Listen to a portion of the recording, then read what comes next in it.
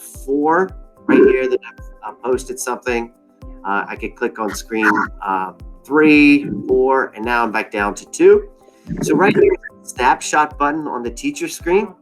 So I could grab a quick snapshot of work because I want to have a discussion with you guys. I want to put these together. And there is the idea of putting these together in an order of discussion. So I could come over here and maybe I want to post this one and this one, and I'll present these up to you. And we might have a discussion about, okay, how are these similar? How are they different? How are these similar? How are they different? How do they connect? What kind of things is this learner over here doing that also I see on this graph over here?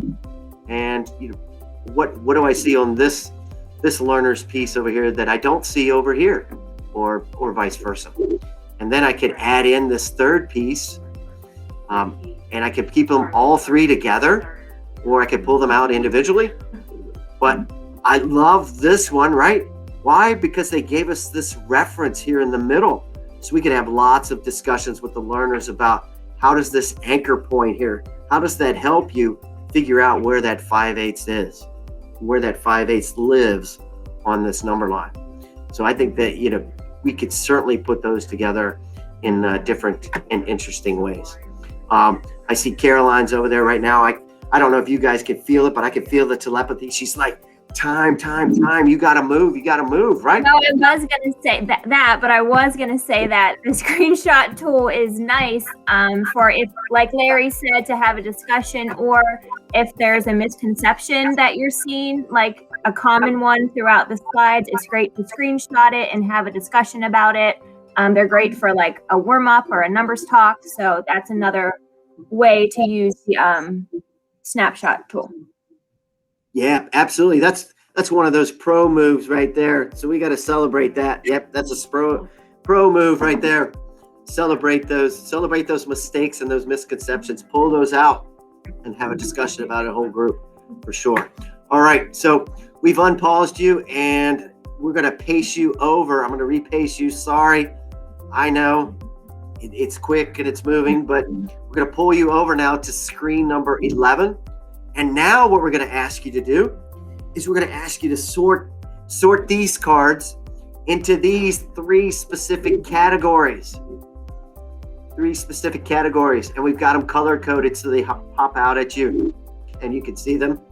And we'll go over, some of these things in Activity Alley too. How do you get color and these things in your card sorts. And also another feature is once you start to sort them, you're like, how do I know if I got them right or wrong? How do I know? Well, if you were the teacher, we could see this green and this red show up on our screen, and we could have discussions with you individually if we were in a face-to-face setting. But if we're in a virtual world, we need to give that learner an opportunity to have some feedback and know if they're correct or not. So over on screen number 12, after you've sorted them, just sort a couple. It doesn't matter if you're right or wrong. I know us as teachers, we want to make sure that we're right because we feel like we have someone out there judging us. Trust me, there's no judgment here. Just try it out, sort up a couple, and then go over to the screen number 12, and it says, here are your results. You get 3 tries, and you get some quick feedback. So try number 1. I have 9 out of 15 cards sorted correctly. So I have to go back to screen number 11, and I've got to figure out some of these others. It's like, oh man, I don't know. Is this where they go? I think I'm onto something here. I don't know. And then I go back over and I try it again. And now I went from having something correct and now I have nothing. I don't know, man. But anyway, you get 3 tries, right? 3 tries. So it's a way to give those learners feedback, possibly when we're not in a face-to-face setting. Anyway, we're going to drop out of this activity and paste over to another one. Caroline, I'm going to stop presenting now. Okie doke. All right. All right, guys, we're going to move into number 2 of the little chart there. There's nothing for you guys to click on. I'm going to share my screen here. And I know it might have been difficult to kind of see what Larry was seeing from a teacher view while you guys were also working on it from a student view. So I just want to show you what you would see. So this would be if you gave students the link for an activity and you wanted them to do it on their own time as synchronous work, and then you wanted to go back in and kind of see the results. So I'm just going to use an old geometry activity that I had done with students in the past. So this is you in your activity dashboard. You're going to view the dashboard. And I have them unanimous already. But this is kind of what you would see going in after students had already completed it. The dots, I'll go through that and why some are checks and some are dots. So if it's a sort activity like you guys had done, I'm in my teacher view up here in the top right. Green means everything's good to go. All of the students got them correct. If I look at the summary here, the reason why that student had an X was because they just did not place the one card correctly there, or maybe they forgot it or it didn't connect correctly. So that's the only reason why the summary shows that. And as Larry said, you can always view each slide as the teacher or from what the students saw. So this one was asking them, I know there's a lot on here, but it was asking them to sort their geometry vocabulary with the definition and then an example. So that was what the students saw. So going back, I now moved into students typing a response. So here's what they saw, just for them to explain the difference between a line and a line segment. And I can quickly just go through and see students' responses. Summary shows the dots that they all completed the text response. Same thing with another text response. And then they did another matching. And if I want to do a quick, just a quick view of if anyone like really got it incorrect, they would be orange or red. But I see that everyone was able to get their polygons all correct on that sort.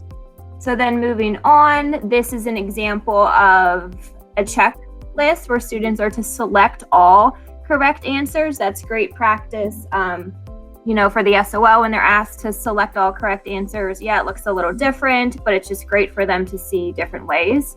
And this would be something where maybe you had students have their geometry notes out beside them and you wanted them to kind of go through and use their notes to guide them through all of this. And that's the view students would see.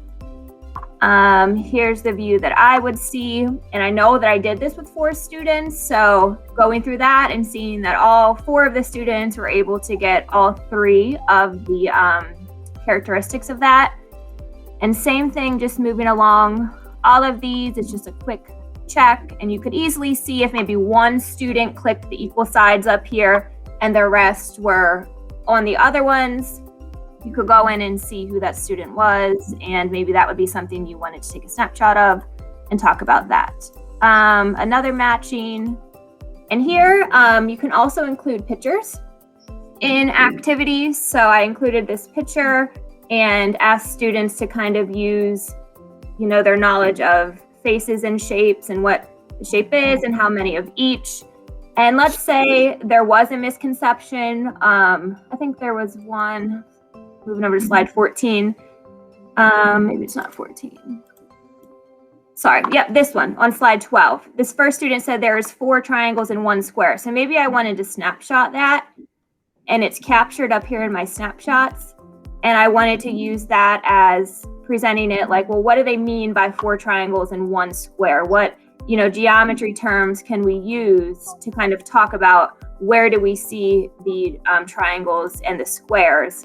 And we can see that the other students referred to them as the faces. So just kind of bringing in that vocabulary that one student kind of missed in his explanation. And then just moving through it, once again, as a summary, I can see at least everyone completed it. There's no X's. And then you can just do a quick check through. So I did just want to show what it looks like. And I know that was very quick, but what that looks like from a teacher view. And this is a great activity. I know a lot of people said that geometry is coming up in Q4. If you wanted to use this as a kind of pre-assessment or to get, students' prior knowledge of geometry and what they kind of already know, so you can use that to plan for, it would be a great, like I said, activity to give them on their synchronous work so that you can go back in and see what the results were at a later time. So that was a very quick rundown of what you can see on a teacher view when you're in your activity dashboard. And then, were there any questions, Larry? Nope, nothing showing up over there yet, Caroline. Okay. Perfect timing on the geometry activity, they said. Yeah, so the activity, I will put the link for this activity in the little document there when we're done, so you can access this if you want to use it with your kids, which will show you how to get it to them and everything coming up. And then one more thing I wanted to share while we're on here is I know we've been talking a lot about the DESMOS calculator and using DESMOS activities with the calculator. I created a very quick greatest common factor lesson because I've been talking with the 4th grade teachers here at Evendale, and I know they've been using the calculator with their students, and we've talked about how we can use a calculator to find factors and greatest common factor, because that is an SOL that the kids will have a calculator on during the test. So I just created this quickly. So this is what kids would see if you just gave them to go to Student Desmos. If you give them this link right here, that's all that they need. So that's kind of like the link Larry gave you to get into the fraction activity. You just had to enter your name. So here's kind of what they would see going into it. And this is just a 1-page activity. And I know this is kind of common sense on how to toggle back and forth, but as of now, Desmos does not have the 4-function calculator as an option that you can kind of put into an activity to where it's kind of like over here on the side. They do have the scientific calculator as an option to put into, like to embed into an activity. So if you're a 5th grade teacher, that might be something, that you want to start to expose your kids to possibly, because I know that they use the scientific calculator a lot in middle school. So just giving them that exposure to that. But let's say, you did want them to use a Desmos activity with the Desmos 4-function calculator. They would just have to pull the activity up, and then I would have them bookmark the Desmos calculator up there, and they would just have to kind of toggle back and forth between the two of them. So if they're finding their factors of 18, we have 1 and 18, and to use the calculator, we want to see if 2 is a factor, right? So we would take our 18, we would divide it by 2, and we do get a whole number, no decimal. So they would have to toggle back and know that 2 and 9 are some more factors of 18, and they can enter and keep that chart going. But that's just, I know it's kind of common sense, but I just wanted to let everyone know that as of now, there's no way for you to embed the 4-function into an activity. So just kind of practicing with them, having the tab open and going back and forth between the calculator and the activity. And I believe that is all that I had for that section. Were there any questions about that at all? Nope. We had one question over there asking about Google Classroom and linking students. And that's where we're headed right now. Yeah. So we're going to, on that document, if you are still on that document, you can click on the teacherdesmos.com right there. And we're going to go very, very quickly through this piece. If you click on this piece right here, it's going to pull you into the Desmos Classroom activity link, and it looks like this. And right now I am logged in. Maybe yours isn't logged in yet. Maybe this is the first time you've come to this page today. But up here in the upper right, it may sign in. It may say sign in, or it may have your name. If it doesn't have your name, go ahead and click sign in. You're going to want to be signed in. We're going to do just a couple of quick things, and then we're going to get out of here and show you where you can grab some activities to try before the next Desmos session, in case you want to try a couple. And like Caroline said, she's going to give you the link to that geometry activity. We're also going to give you the link to that fraction activity, placing those fractions on the number line activity as well with the card sort that you could try out as well. So anyway, up here in the upper right, everybody's showing their name. Showing their name now. If you've got your name in the upper right hand corner, we're going to do a couple of quick things right here. Beside of your name is a drop down arrow. We're going to use that drop down arrow, and if there's something that you wish Desmos would do, you could send them feedback from right here. And so the more they hear about that 4-function calculator being embedded in the activities, the more likely they're going to do it. And I see it on their blog page. It's requested a lot, so I got to believe that it's coming. But we're going to go into Desmos Labs right now. I want to make sure that all of you have these highlighted, and you say, well, I don't know what marble slides are. I'm not really sure about this geometry piece and this student image upload. Don't worry, we're going to get to that next time when we get it more into the activities. But we just want to make sure that you have those highlighted or selected, because when you choose activities out here on the activity logs that we're about to go to, some of those features are highlighted in those activities. So you wouldn't be able to use those activities if you don't have those features enabled on your site. All right. So let's hop over to those how do you get to an activity? So one of the questions came up about Google Classroom and where is Desmos Labs? Up here under your name in the upper right hand corner. I think Bridget asked that question. Yeah. Use that drop down arrow right there is Desmos Labs, and then it'll pull you in here to marble slides, geometry, and student image upload. All right, now to go back home where we were there at the beginning, I'm just going to click home over here on the left. And so you have this whole menu of options. We'll be going through more of these on the second session, but we do want you to be able to launch an activity if you want to between now and then. So you could search for activities up here. This is only in Desmos library. So it's a very narrowed list of activities, because they only put activities in here that they have actually vetted. So there are tons of activities out there on the internet, and you could simply just Google up things and you'll see millions of things show up that people have created and shared. So let's get to that classes question, because that one came up over there in chat. So if you click on the left over there where it says manage classes, you can add new classes. And so if we add new classes, you can click right there, import from Google Classroom. So it'll pull whoever is logged or whoever is a member of that Google Classroom for you. If you utilize Google Classroom, you can simply click on import from Google Classroom, and then it's going to list all of your classes, and you simply check them and say, add these classes.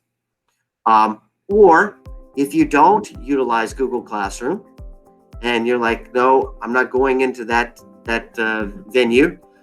If you want to just create a different class name in here, whatever you want to call it, you could simply add your class name right here. And that's what we did for you guys. We created this one right here, Spring 2021 Elementary Desmos Teachers.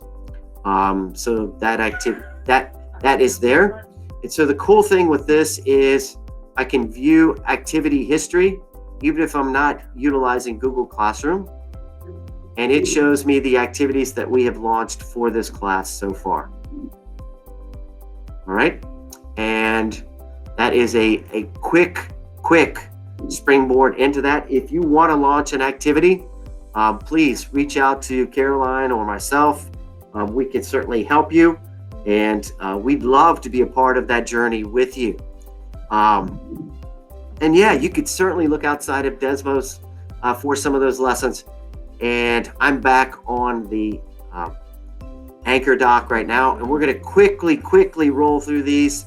I'm not going to belabor the point, but you can click on this link. It's going to take you to the VDOE log of Desmos, and you can see here at the bottom when I pop this up. I could choose my different grade levels, 6, 7, 8, 9, wherever I want to go. If you want to go up to Algebra 1 or all the way up to AFTA in high school, whatever. Maybe you have a learner at home of your own that's a virtual learner, or is in an Algebra 1 class, and you want to prompt them for some activities there. But anyway, I see Sharon over there. Yep, she said I'm all over it. But anyway, that's that link for you. And I'm going to pull up the other one for you, Caroline, and you can just talk us through this one, because this one's a little more pointed towards you guys. Yeah, this is a great document that has a bunch of teacher-made DESMOS activities, and it's organized by grade level.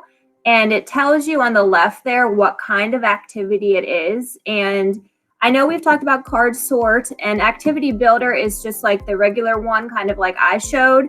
And then you see something called polygraph. That's kind of, I'm not going to say it's like an advanced activity, but it definitely wouldn't be one that I would start with right away with my kids. It's a great tool, and we will talk about that next week a little bit. And then on the right, it gives you the concept and then a little bit of a description. And my advice would be, if you have not used DESMOS, or you're kind of nervous about it, your kids haven't used it, just pick an activity, maybe a grade level below or an easier activity, just to give your kids exposure to it and yourself exposure to it. And if it goes, horribly wrong, that's totally okay.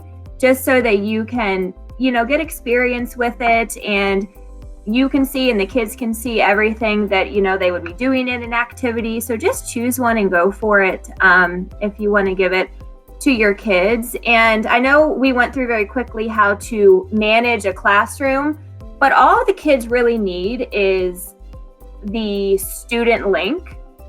So if you find an activity, so Larry, do you just want to show them like what that would be if you would assign it? Oh, I think you're muted. Yep.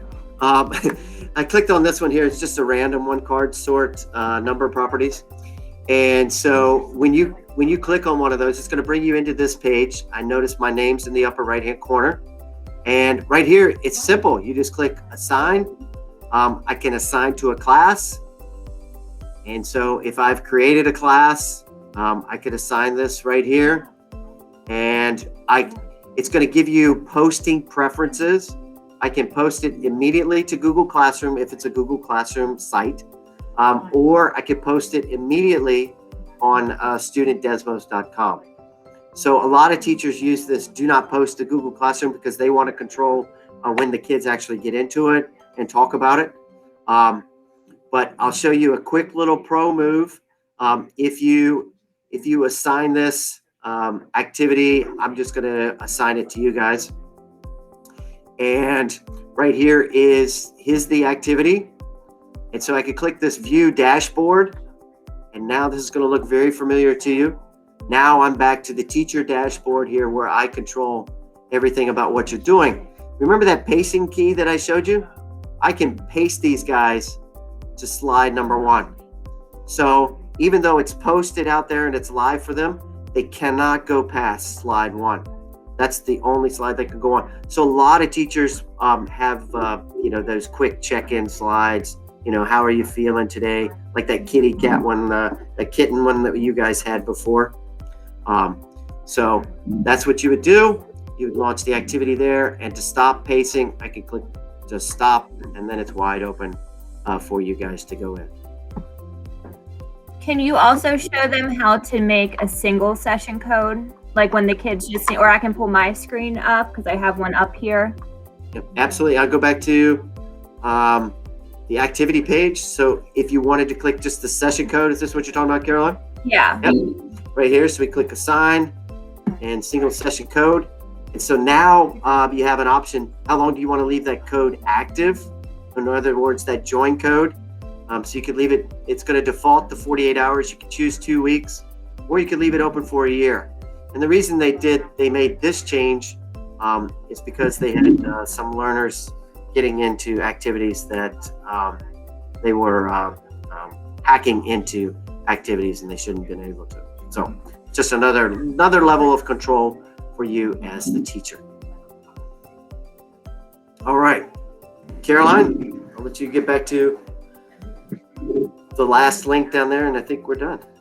Yes, and then we have a Q&A there, and I also just wanted to link back in the calculator standards that I shared at the last session. If we have some new people in that weren't there, these are the 4th and 5th grade standards that students will have access to a calculator for on the SOL.